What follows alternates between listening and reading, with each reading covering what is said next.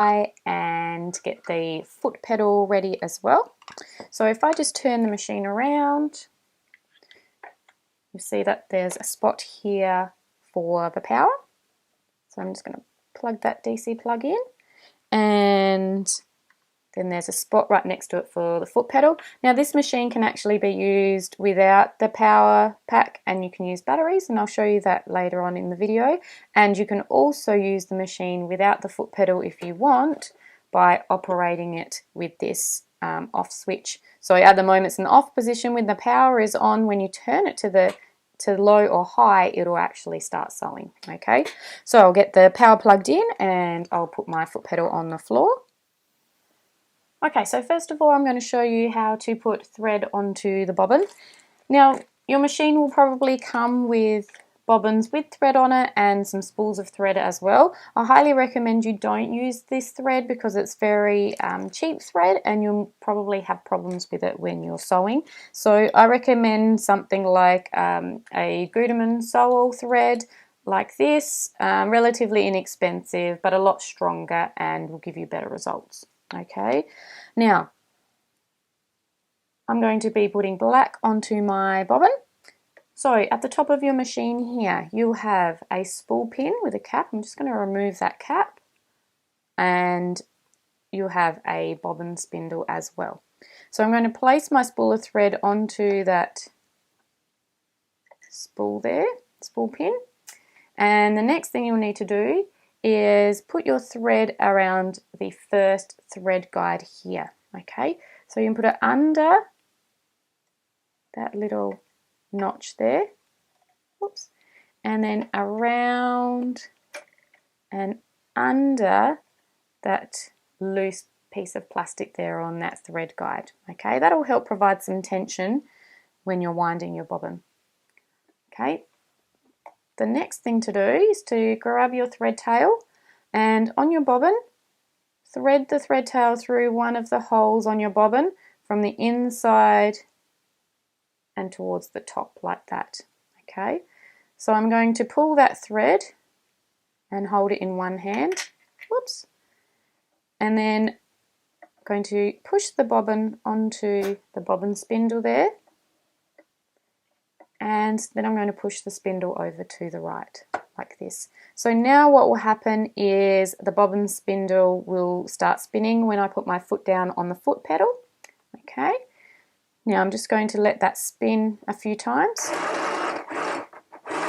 Okay, once it's done that, I'm just going to snip that thread tail off, and now I can put some more thread on there without having to hold it. And what I suggest you do is, because this machine doesn't seem to put thread on the bobbin evenly, I'm just going to use a pair of scissors just to help guide that thread up and down.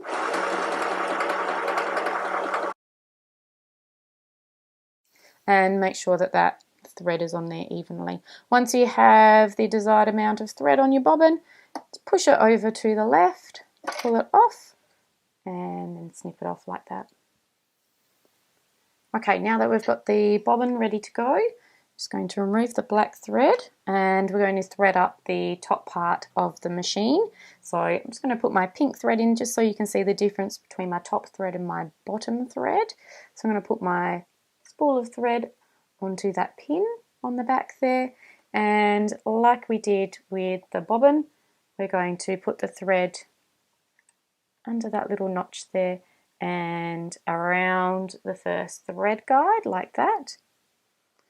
Okay, the next thing we need to do is bring the thread down here, and this will actually be the tension discs through there, so you need to make sure the thread is going in between there and up and onto the left hand side here. Now the next thing you'll need is the take-up lever. Now at the moment you can't see my take-up lever, so I'm going to turn my hand wheel here towards me. You only ever turn the hand wheel towards yourself. So I'm going to turn that, and as I turn it you can see that my take-up lever is coming up. So here it is, it's in the highest position. And then you need to pass the thread through that hole at the top of the take-up lever there, from the right through to the left. If we can get it, there we go. Okay, make sure that thread doesn't come out from the guide down the bottom there while I've done that. Okay, and the next thing we need to do is bring the thread down here, and I'm just going to move my camera so you can see the bottom really well for the next part. Okay, so the next thread guide is at the top of the needle bar right here. So I'll just lower that needle bar down so you can see it. So there's a little hole there. We need to pass the thread through from the top down to the bottom.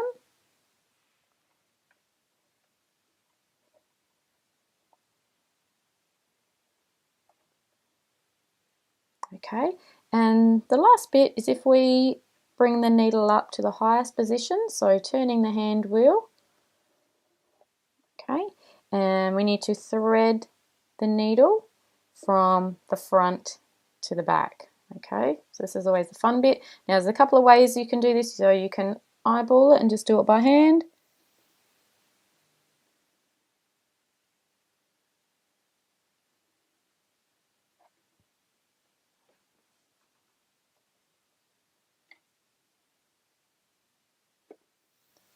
An easy way to thread the needle is with this little needle threader that you get in your little pack. So if you put the needle threader from in through from the back to the front, it's still actually pretty awkward, and you put the thread through that little hole and pull the threader back out. That's one way to thread the needle. So the top part of my sewing machine is threaded now, and I'm just going to leave that thread tail off to the side there for now. So we're going to put the bobbin in next. So I'm going to remove this bobbin cover, and I've got the bobbin that I put thread on before. Now to load the bobbin, you need to make sure that your bobbin is making a, like the letter, looks like the letter P. So you've got your round part and the thread is coming off to the left here. Okay, so just remember the letter P for your bobbin. So we're just going to drop the bobbin in carefully. Okay, just let the thread hang out there. Next, I'm going to use the hand wheel, and I'm going to turn the hand wheel towards me, and while I'm doing that, I'm going to hold this thread tail out to the side. So I'm turning the hand wheel towards myself, it's making the needle go down, and you will see that pink thread, so the top thread, go over the bobbin, and it's picking up that bobbin thread. Once the needle has come back up, what you can do is pull that thread. Oops, I'm just going to move my arm. Pull the thread, and you can see that black thread there, and you can either pull it with your fingers or grab a pair of scissors and pull it out. Okay, so now I have the bobbin thread and the top thread together. I'm going to put them under the presser foot and put them towards the back of the sewing machine like that, and then I can replace the bobbin cover, and then the sewing machine is ready to sew. A couple of other features before we get started. This machine does have a built-in light. If you just press that in there, you can see that light up. We have our tension here. I'm going to leave it on a 4 for now, and you have your stitch selection here, as well as your reverse stitch. Okay, so all you do to change the stitch selection is you would turn the knob, and I'm just going to leave it on number 1, which is a standard straight stitch. Okay, so to get started, you need to put your fabric under the presser foot, and I'm just going to turn it around. You have a lever on the back here which will lower your presser foot and then lift it up again. So before you sew, you'd always lower your presser foot down. Okay, let's turn that back around.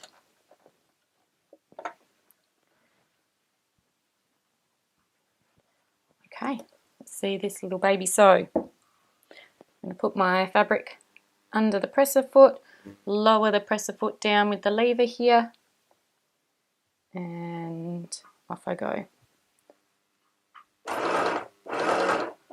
It's nice and smooth. Now use the reverse stitch here, push it down and it will go backwards, and that'll secure your stitches and stop them from becoming unravelled. So it's not a fast machine, but it's okay.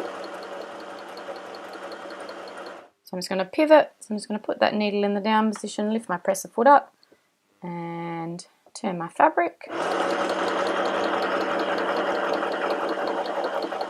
Curve. Might change it to a zigzag, so let's go for 12.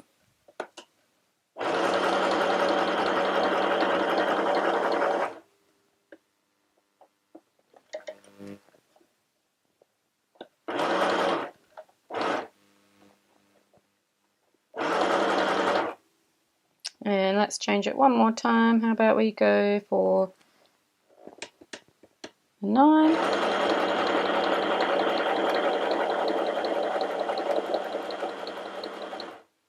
And let's go one more for good luck.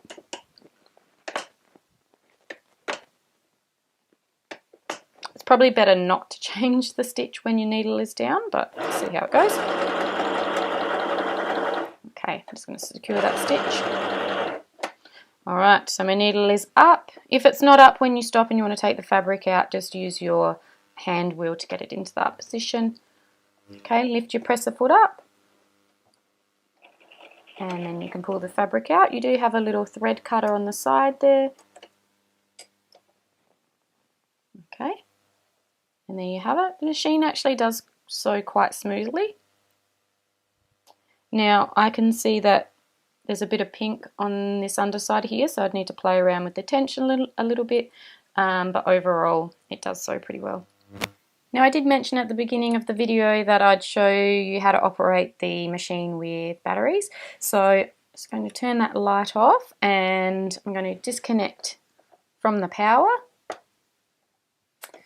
So if I turn my machine up, you can see that there's a compartment for AA batteries, and you need 4 AA batteries to operate this machine, which makes it a very good portable machine without having a access to power. So there's the batteries loaded in there.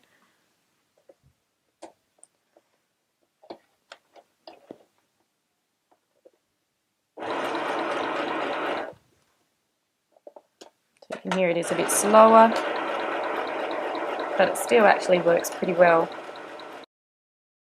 There you have it, a great little portable mini sewing machine. I hope you've enjoyed this tutorial. If there's anything else you want to know about this machine, then drop a comment down below. Hit the like button if you found it useful, and don't forget to subscribe to keep up with all my other videos.